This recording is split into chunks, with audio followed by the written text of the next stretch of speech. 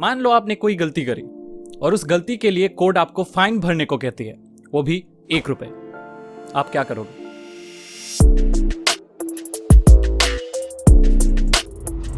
शायद आपको ये मजाक लग रहा होगा, पर ये हुआ है, बल्कि बहुत रिसेंटली हुआ है। तो ये कहानी है सुप्रीम कोर्ट के लॉयर और एक्टिविस्ट प्रशांत भूषण की, और कहानी शुरू होती है उनके पर्टिकुलर 2 ट्वीट से। पहला ट्वीट 27 जून का था, जिसमें उन्होंने ये लिखा: When historians in future look back at the last 6 years to see how democracy has been destroyed in India, even without a formal emergency, they will particularly mark the role of Supreme Court in this destruction, and more particularly the role of last 4 Chief Justices of India.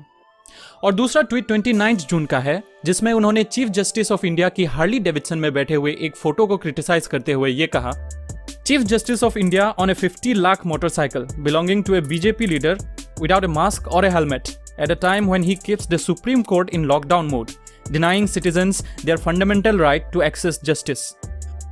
So clearly ये दोनों tweets chief justice of India की criticism में की गई है।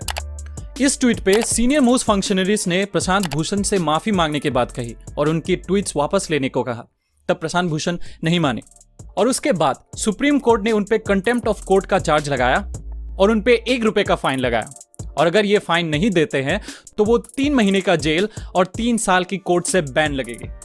Contempt of court वो law है जो जुडिशियल इंस्टीट्यूशंस को अनवारंटेड क्रिटिसिज्म से प्रोटेक्ट करती है।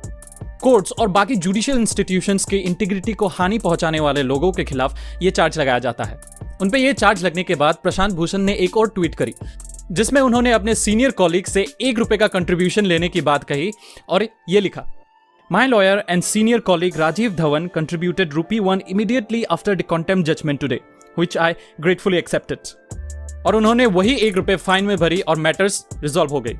तो ₹1 फाइन की कहानी यहाँ खत्म हो जाती है, जो मुझे बहुत इंटरेस्टिंग और फनी भी लगी। अब क्वेश्चन ये आता है कि क्या कोई सुप्रीम कोर्ट के खिलाफ नहीं बोल सकता?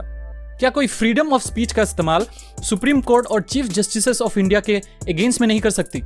प्रशांत भूषण ने भी अपने डिफेंस में फ्रीडम ऑफ स्पीच और ट्रूथ एज डिफेंस कहा था, पर कंटेम्प्ट ऑफ कोर्ट तो उन पे लगी।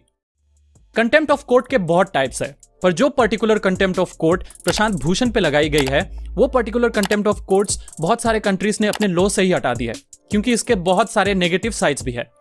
अब इस कहानी को सुनने के बाद आपकी राय क्या है? मैटर तो खत्म हो गई, पर आप किसके साथ हैं, सुप्रीम कोर्ट या प्रशांत भूषण?